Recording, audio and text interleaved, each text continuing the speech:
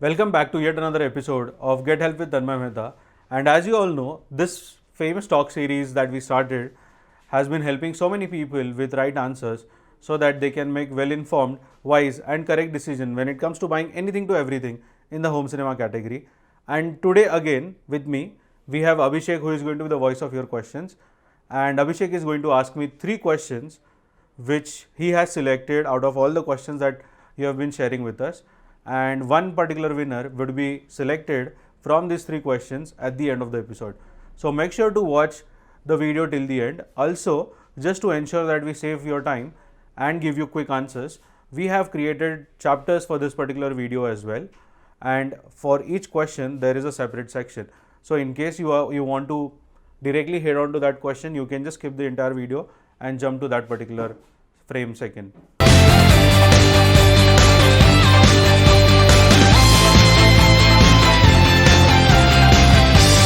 So over to Abhishek, who is going to be the voice of your question. What's the first question? So this is from one of your Spanish followers, Orge Jovel. So he asks, so I brought a brand new JVC NP5 4K native projector. I was watching Top Gun Maverick and like 5 to 10 minutes into the movie it started flickering, kinda like when you turn a blender on in the kitchen and it flickers.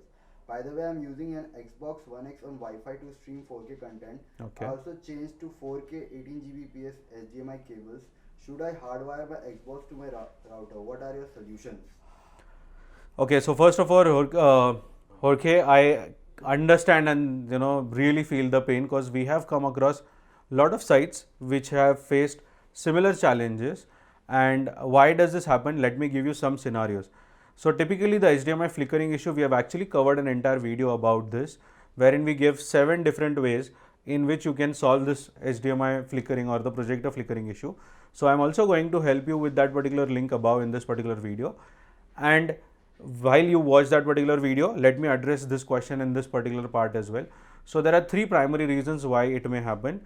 Number 1 is that instead of an optical cable, you are using a copper cable, which is actually creating a electromagnetic influx around it when there is a power consumption used by some other device. So it is cause of that, due to which the video signal gets it is lost for a few seconds and it again resumes while the audio continues to stay in the background. So this can be one of the reasons. So try changing your copper cable to an optical HDMI cable. See if that helps. The second thing that you need to do is, we have actually mentioned this in the past as well, that you need to buy an HDMI surge protector, which is available on Amazon almost all the websites. So even if you are based out of Spain, Portugal, or US, or any of the other countries, you would have this Amazon Basics product called HDMI surge protector. I am also going to share the link for this for my Indian fellows in the description. So in case you are also facing a similar problem, make sure to use the link in the description to buy it. Now HDMI surge protector, what it does is, cause it also carries power supply signal at times, it can cause some sort of fluctuation when there is another equipment in the house which is consuming power at a particular point. So we have seen that when you turn on the fan, the projector flickers. When there is a mixer grinder, as Jorge mentioned, in the kitchen, then there is again a projector flickering. Even when someone presses the bell, you again have this projector flickering.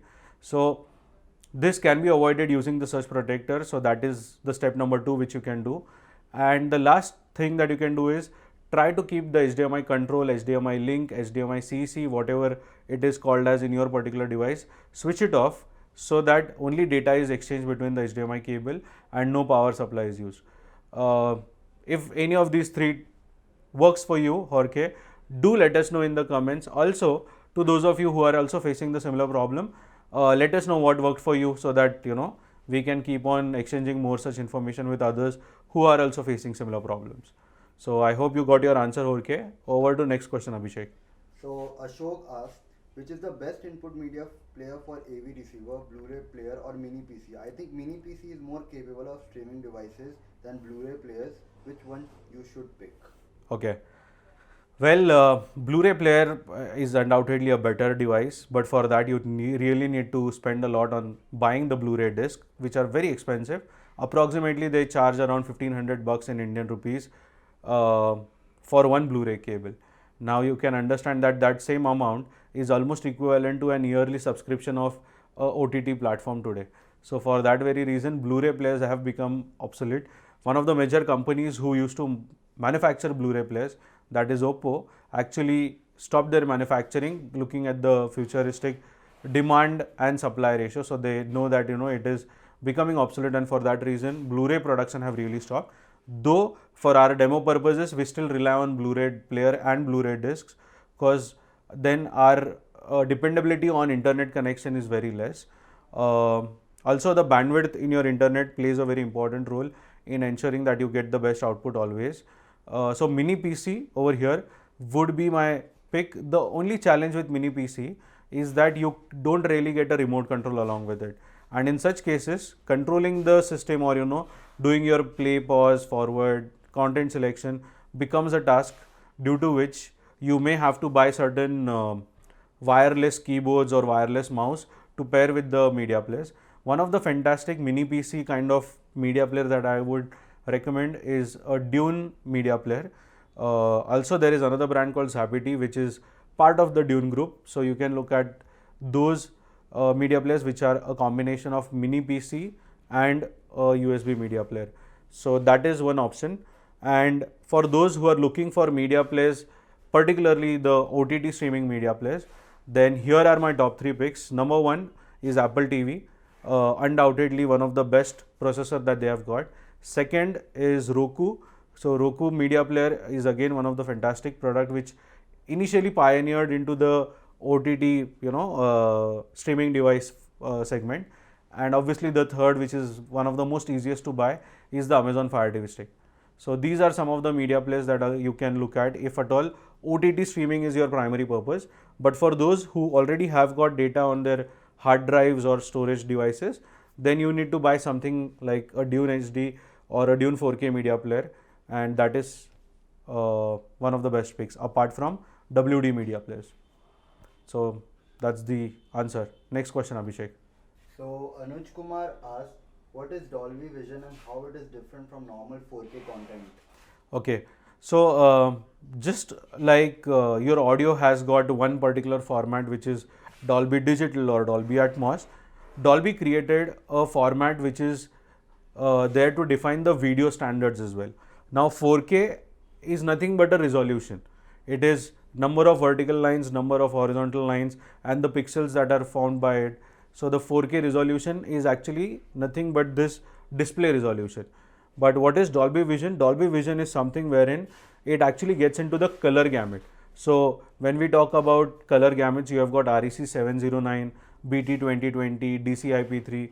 So these are various color formats, and Dolby Vision has set their standards for brightness, contrast, the color structures, the colors gamut, and all this thing is what they define as Dolby Vision. So that's why you will see a lot of content in 4K, which is either HDR, which is either HDR10 or BT 2020, DCI-P3, Dolby Vision. So these are various formats of video.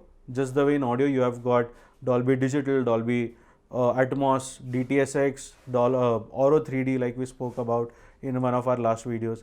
So these are various formats in audio. Similarly, Dolby Vision is one of the video format. That's the answer, Anuj. So with that, we come to an end of today's 3 questions. If you found your answers in this particular video, do hit the like button and let us know which was the problem that you are facing and you got the answer from. Also, if you have more queries that you need to ask us, then please use the link that is shared in the description, because your questions are very, very important to us, because it's not just you who is probably facing the problem. It may be more number of people who are facing the same challenge. So with that, I think we come to today's winner. So who do you think, Abhishek? No idea. Okay, Abhishek says no idea. Okay, so I think we are going to pick Ashok, who was our second question, who asked us the second question. So Ashok, congratulations for asking one of the nice questions, because people are so much interested in the AVR and the projector and the speakers that we forget that the source is where the content would actually start from, and that source is either a media player or a Blu-ray player or a mini PC. So very important question, very nice question. Thank you so much, Ashok, for asking that. My team is going to get in touch with you to share the details so that you can get connected with me and we can have that direct hotline connection forever. So I look forward to speaking with you, Ashok, and with all of you. I would love to answer more and more such questions. So please keep sharing your questions using the link in the description. And in case you want to still talk to me or get connected to me or my team, then we are sharing a link for one of our customer executive bot assistant, which is there in the description. Use that and get in touch with our production offering team. Thank you so much for watching this video. I, Tanmay Mehta, your home technology consultant or Home Theatre Wale Bhaiya, will see you all in my next video. Thank you.